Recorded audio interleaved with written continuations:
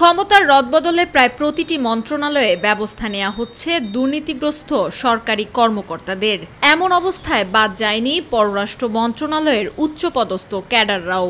দুর্নীতি ও ক্ষমতার অপব্যবহারের মাধ্যমে অর্থ আত্মসাৎ এবং সরকারের আর্থিক ক্ষতি সাধনের অভিযোগে যুক্তরাষ্ট্র, যুক্তরাজ্য, কানাডা সহ 10 দেশের বাংলাদেশি দূতাবাসের 38 কর্মকর্তা কর্মচারীর নানা তথ্য চেয়ে পররাষ্ট্র মন্ত্রণালয়ে চিঠি দেয় দুদক।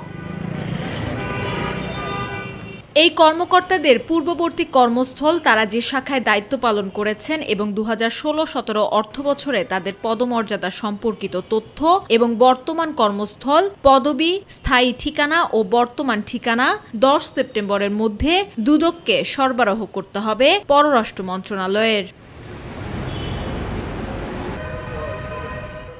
এমন পরিস্থিতিতে এসব কর্মকর্তা কর্মচারীদের নিয়ে কি ভাবছে পররাষ্ট্র মন্ত্রণালয় তা স্পষ্ট করেন পররাষ্ট্র উপদেষ্টা কূটনৈতিক মোহাম্মদ তৌহিদ হোসেন। অভিযোগের নেচার দেখে আমার মনে হচ্ছে যে এগুলি অনেকগুলি অডিট অবজেকশনের ফলাফল। অডিট অবজেকশন দুর্নীতি এক জিনিস না। অডিট অবজেকশন অফিসাররা মিট করবে, মিট করার আগে বোধহয় তাদের পেনশন হবে না, এবং যখন মিট করে সব শেষ পর্যন্ত এমন হয় যে কিছু আসলেই হয়তো দিতে হবে টাকা, সেটা এমনকি তাদের পেনশন থেকে কেটে রেখে বাকি টাকা দেওয়া, এরকমও আছে। তো আমরা দেখব।